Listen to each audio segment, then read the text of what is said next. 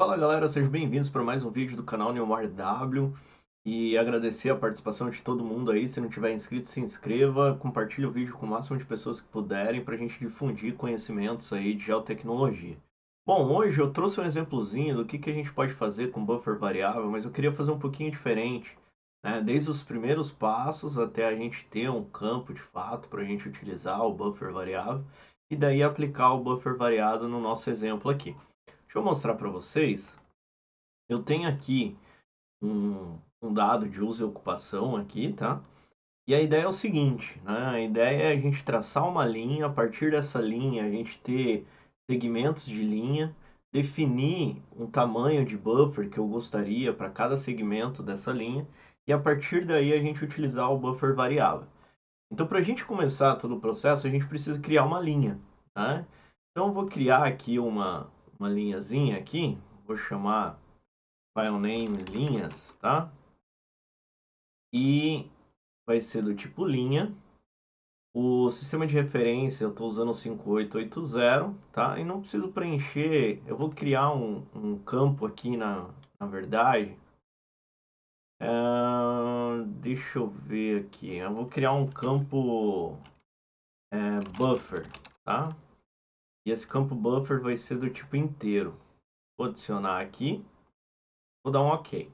Beleza, eu tenho minha linha, eu vou traçar uma linha qualquer, só para exemplo didático aqui, tá? Então eu vou começar por aqui e já explico para vocês qual que é a ideia do procedimento aqui. Então vou traçar aqui em toda a região, buffer aleatório, uma linha aleatória, tá? Vou dar um OK, beleza? E tenho minha linha aqui traçada. O que eu vou fazer agora é o seguinte: eu quero trazer a informação de baixo aqui da minha linha, tá? Do meu vetor aqui da camada de uso. Se eu olhar aqui a tabela da camada de uso, vocês vão perceber que eu tenho alguns campos aqui. Eu tenho o campo que diz qual é a classe dela, rural, qual é a bacia e tudo mais. E o que eu quero é que de fato ele traga essa classe aqui para a camada de linha. Eu quero ter um atributo com essa classe na camada de linha. Então eu vou fazer um intersect primeiro desse cara, tá? Então eu vou em Geometry Tool, em Geoprocessing Tools, eu vou fazer um intersection. A minha resposta vai ser linha e a camada que eu vou utilizar aqui é a uso, beleza? Eu vou salvar isso aqui num arquivo também, intersect aqui, tá? Então vou colocar aqui, ok, Rio Tamanduá tem geometria inválida. Vamos resolver isso aqui rapidinho. Vou colocar um fix geometries aqui. Deixar um dado temporário mesmo. E vou fazer de novo o intersect ali. Vai ser a minha linha com os fixed geometries aqui. Tá? Então deixa eu salvar no arquivo. Intersect linhas. Tá? Vou colocar aqui linhas. Ok e ok. Beleza. Eu tenho agora aqui, se vocês olharem, o meu intersect linhas aqui, tá? Posso até tirar esse outro cara aqui. Tá? Então vou remover ele. Vou colocar uma outra simbologia aqui só para a gente ver por cima, linha. E se eu abrir aqui agora minha tabela de atributos, eu vou ter vários segmentos aqui da minha linha, porque ele pegou um segmento aqui, viu qual era a informação que tinha nesse cara e trouxe a classe para mim. Agora o que eu vou fazer é o seguinte: eu vou identificar quais são as classes que eu tenho aqui, para que nessa linha eu atribua um valor de buffer aqui, tá? Para eu ter uma coluna com valor de buffer. Então vou usar a calculadora de campo, vou trazer aqui a calculadora de campo, vou criar um campo buffer, tá? Vou tirar aqui, vai ser do tipo inteiro. Eu só vou colocar aqui, ó, fields and values, classe, só para eu ver quais são as classes que tem. Rural, vegetação e área de sede. Então, eu vou usar aqui para preencher um case when, tá? Case when e end. Então, eu tenho 3 classes. Quando a classe for plural, né? E o meu campo daí eu tenho que colocar aqui, tá? Quando classe igual a rural, then, aí eu vou colocar a quantidade de metros que eu vou querer. Por exemplo, nesse caso aqui eu vou colocar 20 metros, tá?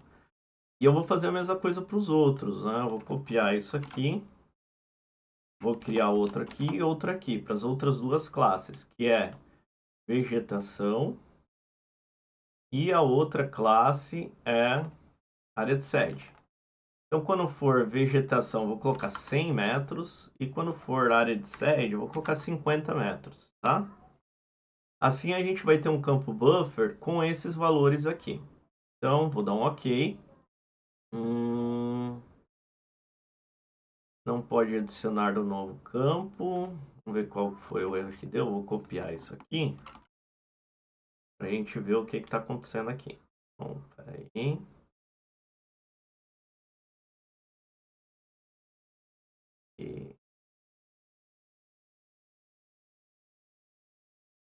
Só dar uma olhadinha aqui o que aconteceu.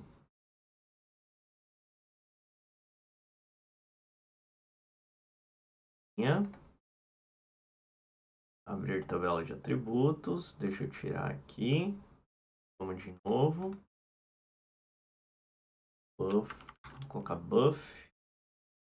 Vou colocar o case when. Quando a classe no campo for isso. Agora foi, tá?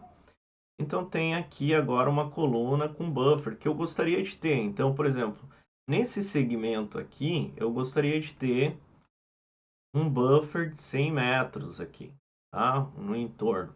Isso aqui é interessante porque talvez a gente queira criar uma camada, né, de monitoramento ou alguma camada nesse sentido, identificando um elemento por baixo, né? O que representa aquilo? Ah, é uma área de vegetação densa, então eu quero ter um monitoramento de uma área de até tantos metros, né? Então eu posso usar dessa forma isso. Então, feito isso, beleza, vou salvar aqui.